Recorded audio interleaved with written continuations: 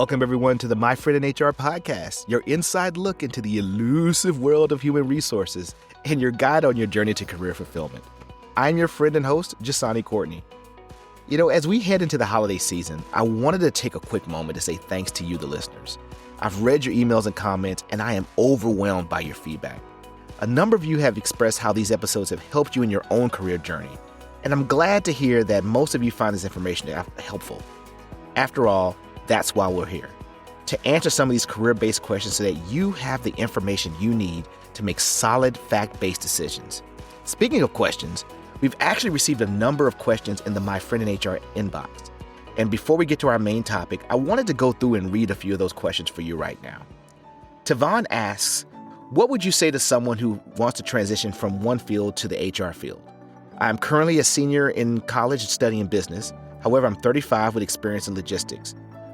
Would you recommend an internship, or would talent acquisition be a bit easier segue after I get my degree? I assume that I could use my experience to work my way in as a type of change agent who has been on the front lines.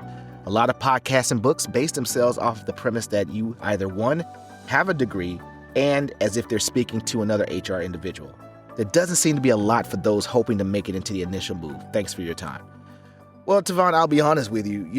You talk to a lot of HR professionals, and most of us would tell you that we did not start things off saying, I'm going to be in HR. Many people, especially folks my age, did not start off with just this thriving need to jump into human resources and help people and organizations. It's something we accidentally stumbled into. But to get specifically into your question, I started my career off in recruiting. I had the personality, I had the gift of gab. I like to talk, and it kind of helped me in terms of helping companies fill their positions. And in a lot of cases, that is the easier way to get a start into HR. It's hard to jump in as an HR business partner, HR generalist, if you don't really have a whole lot of experience, unless they're actually looking for that entry level. But, I will tell you, it's being in HR, getting into the HR field is one of those things where it's hard to get into. And heaven forbid if you ever want to leave, because it's hard to get out of. But I would honestly say, recruiting, and it's not to say that recruiting is any easier than being an HR business partner or any other discipline in HR, but what it takes to be successful as a recruiter is different than it's more of your own soft skills. It's more of your dynamic and how you can talk to people and convince people of an opportunity, which doesn't necessarily take a lot of technical skill, but you do have to have the savvy to be successful in that role. But I think that might be a great way to jump in there. If you have a bachelor's degree, maybe starting in as an HR administrator, I would also say maybe try to caveat trying to get an internship if you can while you're in college. You're 35 years old, so I'm not sure, if that's realistic. But if you can get just a little bit of HR experience at that point, that will actually help you. It just really kind of depends on where in HR you're trying to get to, because there's a lot of disciplines within human resources. So thanks for that question. Michelle T asks, she says, great podcast. I'm loving having a friend in HR. Thanks, Michelle. My question is, how do you know when it's time to quit your job? So, Michelle, that is a loaded question. I'd probably need to ask you a few more questions about why you're asking yourself that question. But I would normally start off by saying, unless you're not being cultivated or compensated, or if it's a question of your health and sanity, if you're at a job, if you're not working for yourself, if you're working at a corporate job, you need to be cultivated. You need to be growing. You need to not be in the same spot this time next year, from a skill set and experience perspective. And so if you feel like you're being stagnant, you're not growing in that realm, that might be a time that you might need to start looking at other opportunities outside your current organization. Compensated, that's pretty straightforward. You want to make sure you're being well compensated for the role you have. Now, there's being compensated well, and there's, kind of being greedy. There's none of us would turn down an extra $5,000 if we were offered it in salary. But there's a difference between being greedy and being paid well, being paid fairly. But if you know for a fact that you're being kind of screwed over in terms of compensation, and folks are kind of getting a bargain for the skills and what you're providing, then that could also be a consideration. But also just make sure that if you're going to leave for compensation, that's one of your top value propositions. That's one of your top things that you need. Depending on where you are, but you're getting great experience, you're getting great exposure to senior leaders, you're getting exposure to international assignments. Sometimes that's worth a little bit more than compensation at this point in time. But you got to kind of take a look at where you are. And then, the last thing I'll say is when it comes down to your mental health and your own sanities, sometimes some jobs and some companies out there are so freaking toxic that you just got to go. You're crying on the way to work. This is all you talk about. This is the only thing that's kind of dominating your thoughts, and you go to bed and you're having nightmares about going to work, and your blood pressure's up, you're taking medication, and it just gets to a point where the money's just not worth it.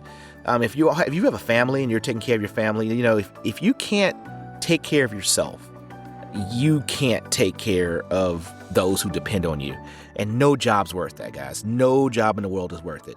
Now, the timing, depending on your financial situation, may vary. I understand not everybody can just walk in their job and give a 2 weeks notice, but doesn't mean you don't need to start planning things out. And you'd be surprised once you get to a point where you finally just say, I'm done, and you just say that I am going to move on. It's amazing the peace that comes to you because your brain now knows that this trauma you're going through is eventually going to end. But I want to make sure I'm being very clear. We're not talking about you having a few bad days or you getting into an argument with your supervisor. This has been going on for a while. This has been going on for a long period of time. And again, you're crying on your commute, and you're just literally not being your best self. If that's happening, I don't care how much money you make, you need to develop an exit strategy at some point. So thanks, Michelle and Tevon, for your questions. And if any of you have any other questions you'd like me to answer, feel free to email me at myfriendinhr@gmail.com. But let's get to today's actual episode. So most of you can probably tell what the main message is about. It's about how managers just simply need to do better when it comes to how they manage their employees and how they care for most valuable assets. Companies love to use that slogan over and over again. Before I do get started into this topic, I want to be clear about something. Everything that is crappy within your team isn't completely the manager's fault. To be honest, in my 21 years of HR, when we look into issues within teams, it's very rarely completely the fault of the manager or the employee. Usually the problem is somewhere in the middle. However, we as managers do get paid more and have more perks than our frontline employees, so to whom much is given, much is expected. Or to say, and quote one of my favorite Marvel comic books, with great power comes great responsibility. But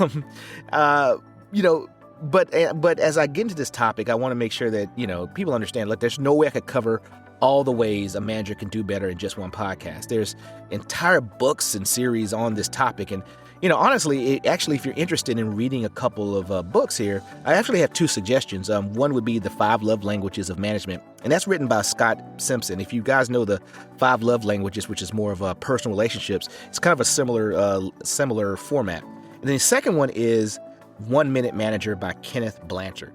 Both of these are really great books, good reads. I've read them both. But if you want to learn more about being a better manager, these go into a lot more detail than I'm going to be able to go to in a quick podcast. But I'm going to try to cover some of the big topics. So the first question I want to address is, if a manager is so bad, how in the heck did they get promoted in the first freaking place? And I want to start by saying that in a number of situations, managers don't necessarily ask for this. And if it sounds like I'm defending managers, it's because I kind of am, at least for right now. I have seen so many cases where a manager gets promoted by the company, not because they were the best person for the job, but it was for some other reasons, such as the individual promoted has been around the longest, so they got the most tenure. Or the previous manager suddenly quit and the company didn't have a succession plan in place, so the company has to scramble to find someone to fill in the gaps. Sometimes a company promotes someone simply because they have an awesome technical skill set, and the company's only thinking about the work that has to be done or how to maintain client relations because the clients want to see that technical expertise. Unfortunately, the people management and the impact of the team is not always what is at the top of the priority list. And this isn't the fault, again, of the person who's gotten promoted. It's the fault of senior management who needs to be thinking about these long-term people needs. What's even worse is that in some of these cases, the individual may not even have wanted to manage people. So all those soft skills, those people skills, may not be in their current skill set. To compound the issue, many companies simply don't invest the time to train these individuals to be managers, and do some of these managers need some training. It's almost like some senior leaders think that just because we change the job title of that person in the system, then all of a sudden that person is endowed with managerial expertise.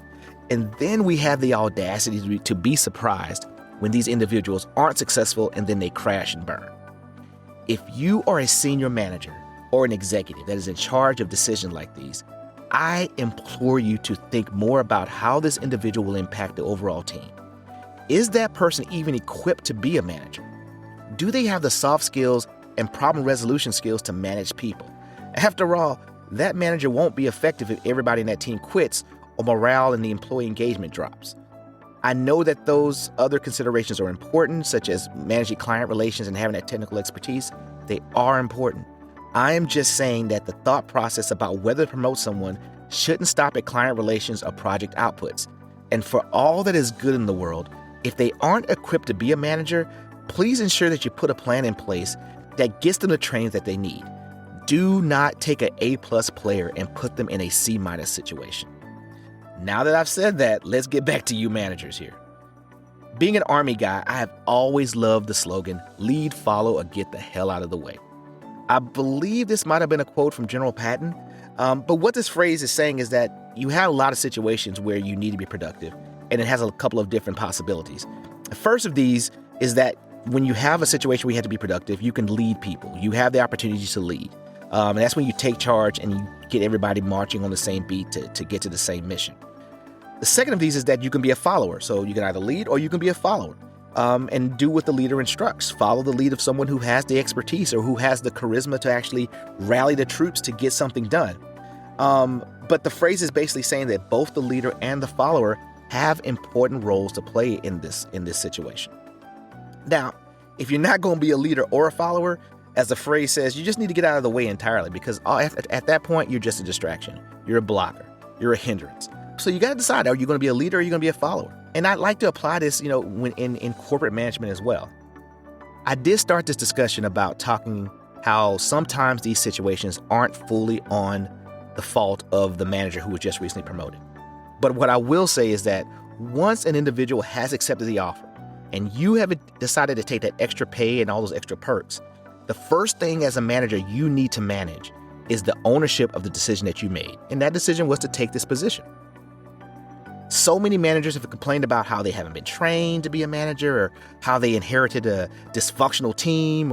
And while these facts may be true, once you accept the role, you need to accept everything that comes along with it.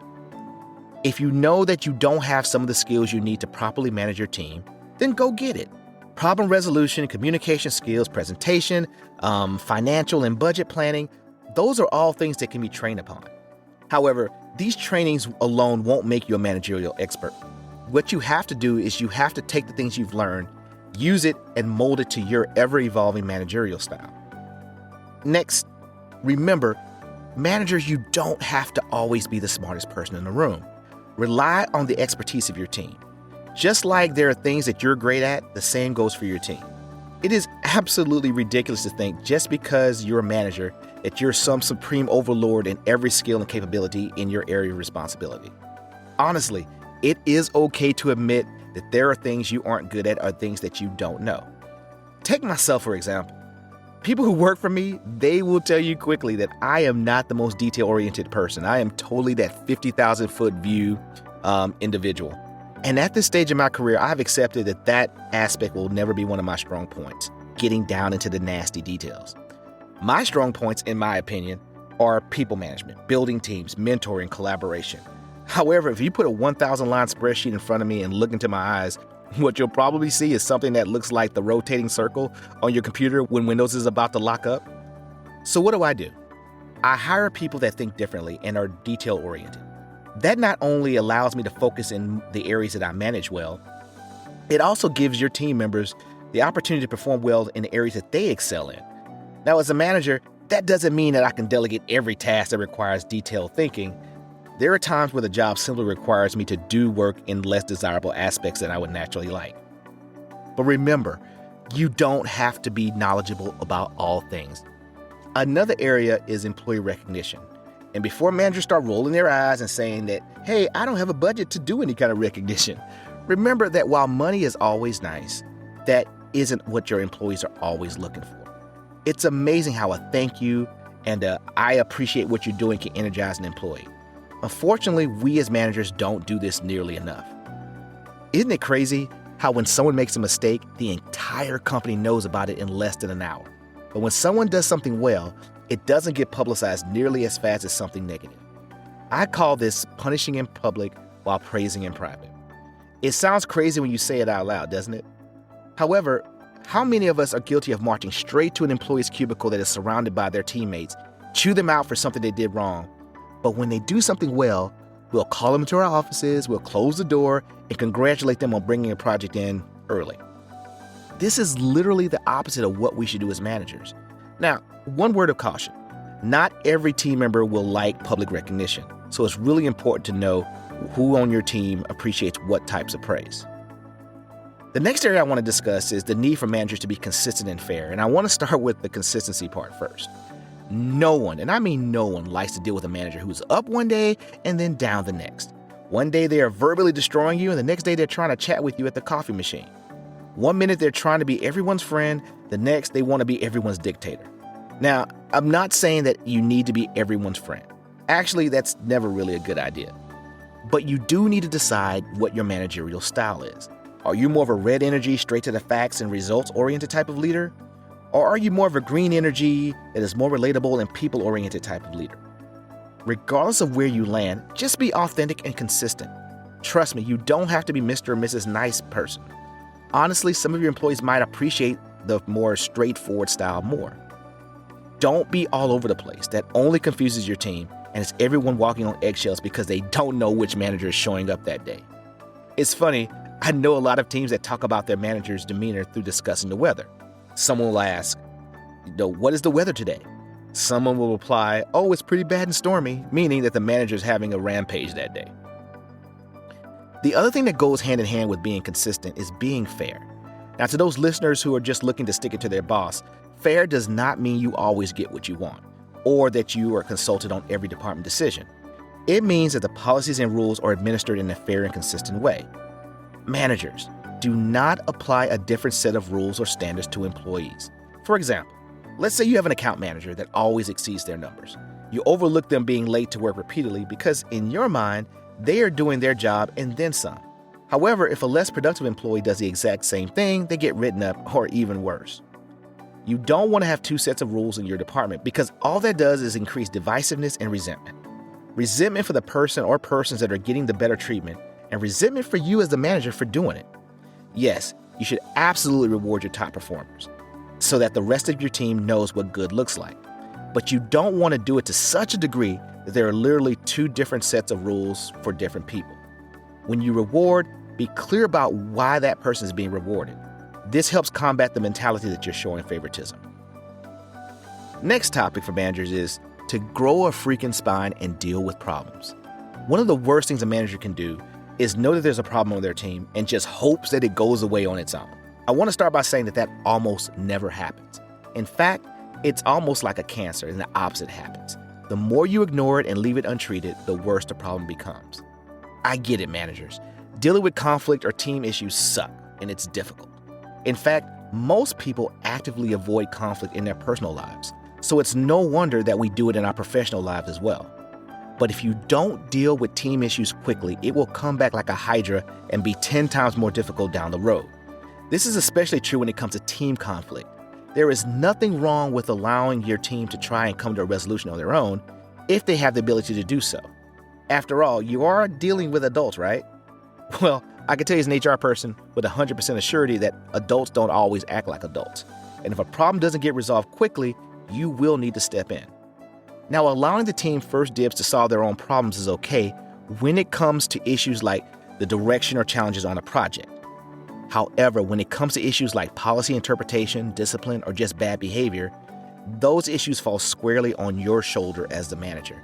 This isn't the Lord of the Flies where you just let natural selection or survival of the fittest determine who is right. You are responsible for the engagement and the well-being of your team, not your boss, not HR. However, you should absolutely bring in HR if you're having any kind of disciplinary or behavioral issues on your team. Remember, although as a manager you need to deal with these issues, that doesn't mean you have to deal with them on your own. You were not hired or promoted to be an employee or labor relations expert. However, you were put in that position to lead your team, and that means finding solutions for any that arise.